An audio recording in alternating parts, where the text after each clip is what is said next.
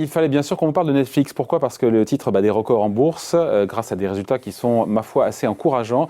Plus 17% hier à la clôture.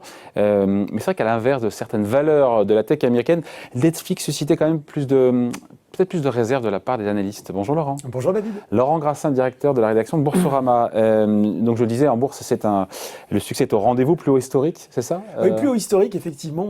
Il y a eu ce plus haut tapé en séance à 593,29 $, une progression de 16,85% hier dans des volumes 7 fois supérieurs à la moyenne, pas mal. Ouais. Avec effectivement, vous l'avez dit, une valeur qui pèse en bourse 260 milliards de dollars aujourd'hui. Ouais.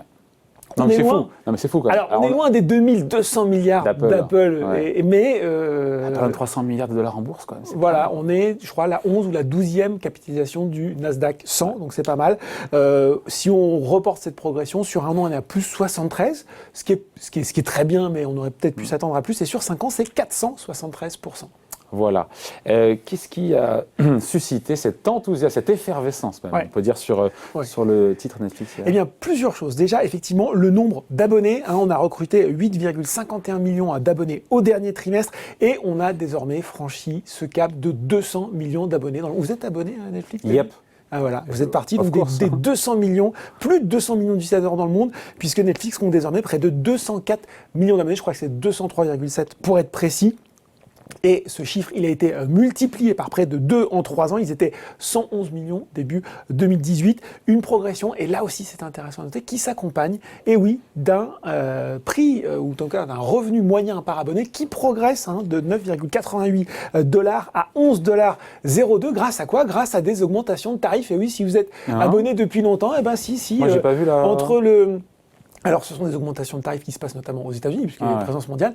Mais si vous prenez l'offre Netflix telle qu'elle existait à son lancement il y a quelques années aujourd'hui, il y a 1, 2, 3 € qui sont passés comme ça et qui font que, eh bien, il y a cette puissance de prix, ce pricing power dont on parle parfois, Netflix, d'augmenter ses tarifs et qui contribue aujourd'hui à ce résultat. Mais c'est pas une surprise non plus que Netflix soit un des grands gagnants de cette pandémie, de la crise sanitaire, puisqu'on est chez soi, on est pour chez soi et donc on peut mater les séries, quoi. Évidemment, effectivement, c'est sûr que cette année, elle est exceptionnelle pour le groupe. D'un côté, par ses, et on va en reparler, par ses baisses de coûts de production, parce qu'il y a moins de séries qui ont pu être tournées, donc il y a eu une baisse des frais. De l'autre côté, effectivement, tous ces gens qui se retrouvaient de part et d'autre de l'Atlantique et à travers le monde chez eux, confinés, et qui se sont dit, tiens, pour occuper le temps, pourquoi ne pas souscrire à un abonnement Netflix ? Ça donne à l'arrivée 37 millions de nouveaux utilisateurs sur cette année 2020, plus de 80% en dehors de l'Amérique du Nord. En 2019, la société avait engrangé 28 millions de nouveaux utilisateurs, donc là aussi c'est une belle progression. Ça c'est pour l'activité, Laurent, et donc pour les abonnés. Maintenant, si on regarde de plus près, c'est une boîte qui se finance, ma foi, si je ne m'abuse, par endettement, qui n'est pas une cash machine pour l'instant, loin s'en faut. D'ailleurs, c'est ce qui est pointé du doigt par certains analystes qui sont pour le coup un peu plus méfiants. Mais voilà, c'était ça, effectivement. Le scepticisme sur le modèle Netflix, c'est-à-dire finalement, ces gens-là financent leur croissance par l'endettement. Ils consomment énormément d'argent pour produire des contenus audiovisuels. Et finalement, si à un moment on doute de la capacité de Netflix à rembourser ses emprunts, il va y avoir des taux qui progressent. La tentation peut-être de couper dans ses contenus, ou en tout cas de couper dans ses coûts de production pour tenir. Et donc, moins d'abonnés, un cercle vicieux comme ça. Sauf que, effectivement, on se rend compte que les résultats, en tout cas pour cette année 2020, racontent une toute autre histoire. Déjà, on va parler effectivement des chiffres, un chiffre d'affaires qui frôle les 25 milliards de dollars en 2020, progression de 24%, pas mal. Bénéfice net, 2,8 milliards, en hausse de 47%. Et effectivement, sur ce quatrième trimestre, on était un peu en dessous des attentes en termes du bénéfice par action. Il est ressorti à 1,19 quand on attendait 1,39. Mais ce qui a fait plaisir, c'est justement cette lettre aux investisseurs qui explique que pour la première fois, le free cash flow, en tout cas depuis 2011, s'est monté à 1,9 milliard de dollars en 2020. C'est ça qui explique la hausse du titre. Exactement, notamment justement, je l'ai dit, grâce à la baisse des coûts de production. Ouais, ça c'est négatif. Ça c'est 2020. Ça. Eh oui, David, je vois votre scepticisme. Il était 3,3 milliards en 2019, en perte, 3,3 milliards en 2019. Mais surtout, la société s'attend désormais à atteindre le point mort, l'équilibre, le break-even, en 2021, alors qu'il tablait jusqu'à une perte de moins 1 milliard jusqu'alors. Et surtout, Netflix explique désormais qu'il est en capacité de s'autofinancer pour ses opérations courantes et qu'il ne dépend plus de levée de fonds et de dette en capital. Et ça, c'était la bonne nouvelle qu'on attendait. C'est ce qu'il y a plus au marché. Exactement. En même temps, 2020, c'est exceptionnel parce qu'il y a eu moins de tournage. Il y a bien des années où il faudra de nouveau investir dans la production. Et donc, on se dit, est-ce que la boîte, Netflix pourra tenir ce rythme-là? C'est là où Netflix dit qu'effectivement, ils sont en capacité, et c'est intéressant, je vais essayer de traduire au mieux leur terme, désormais de s'autofinancer pour ces opérations courantes. Et c'était to sustain, c'est-à-dire de maintenir durablement ce cash flow libre, ce free cash flow en territoire positif. Et David, quand même, cerise sur le gâteau, la société a évoqué pour la première fois aussi la capacité de retourner de l'argent aux actionnaires, notamment par le biais de rachat d'actions. Deuxième bonne nouvelle. Bon, en même temps, ce qui est plus intéressant pour le coup, c'est la plus-value plus que le dividende. Mais bon, si on peut avoir les deux. C'est toujours intéressant. Après, il y a une concurrence qui s'organise de plus en plus. Oui. On a vu Disney+, c'est pas seulement, ils ne sont plus tout seuls. Alors voilà, c'est de se dire finalement, le gâteau est alléchant et il tente beaucoup d'autres acteurs. Vous avez parlé de Disney+, avec un lancement que Netflix d'ailleurs, ils sont malins chez Netflix, ils reconnaissent l'excellence du lancement de Disney+. Ils trouvent ça super challenging. Ils sont très contents de cette compétition.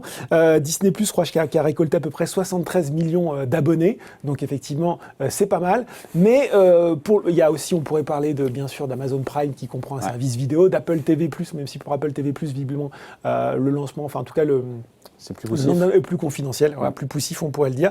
Mais Netflix est conscient de tout ça. Pour autant, ils expliquent qu'ils attendent 6 millions de nouveaux abonnés sur le premier trimestre 2021. C'est bien sûr bien moins que ce qu'ils avaient enregistré sur le premier trimestre précédent. C'était plus de 15% plus de 15 millions dans le cadre de la pandémie. Mais que dans le même temps, qu'est-ce qu'on constate? C'est que la marge opérationnelle, elle devrait continuer à progresser. 25% contre 16% à la même période de l'an dernier et 14% à 14,4% à ce dernier trimestre. Donc ça, c'est aussi encourageant. Et puis surtout, David, on va plus parler du fond, là peut-être moins de la finance. On se rend compte que au moment où Netflix lance son offre, notamment en France, on a 2-3 séries d'appels. Et puis on a un fond de catalogue qui est quand même un petit peu poussif. On a des vieux films qu'on a déjà vus. Et ça a beaucoup évolué. De plus en plus, la plateforme a maintenant des séries qui marchent, qui sont reconnues par le public, par le critique. Elle s'est adjoint les services de grands réalisateurs. Elle a une offre également plus diversifiée, sans doute plus adulte que ses concurrents, et là je pense notamment à Disney+. Donc, de quoi effectivement soutenir la comparaison et la concurrence, une interface aussi qui fait des progrès réguliers, 70 nouveaux films qui sont attendus cette année, des succès d'ores et déjà. Je ne sais pas si vous avez regardé Lupin, qui est un succès avec notre Omar Sy national en dehors des frontières françaises, et donc visiblement aussi beaucoup de contenu en stock pour alimenter toujours la machine. Faire parler et donner envie. Et on va terminer peut-être par les analystes. Qu'est-ce qu'ils en pensent finalement de Netflix, puisqu'on se dit on est en termes de valo, ça voilà, ils sont pas effrayés. L'analyste d'UBS aux États-Unis qui suit la valeur, il est passé de neutre à acheter avec un objectif de cours qui passe de 540 à 650 $. Il explique que justement Netflix sera l'un des grands gagnants de ces changements de consommation des consommateurs qui vont aller consommer des contenus audiovisuels sur des grandes plateformes dont bien sûr Netflix fait partie. Et puis on a aussi Wells Fargo qui est passé de pondération en ligne à surpondérer après ses résultats. On le voit, amélioration des résultats financiers, un catalogue qui reste de qualité, des productions qui restent de qualité, tous les ingrédients finalement qui sont présents pour que la hausse puisse continuer à se faire. Hausse de 73% sur un an et 475% sur 5 ans. Et déjà quand même pas loin de 600 $ l'action, ce qui là aussi, quand on s'arrête 2 minutes, est assez vertigineux. Voilà, merci beaucoup. Explication signée Laurent Grassin, merci directeur de la rédaction de Boursorama. Salut.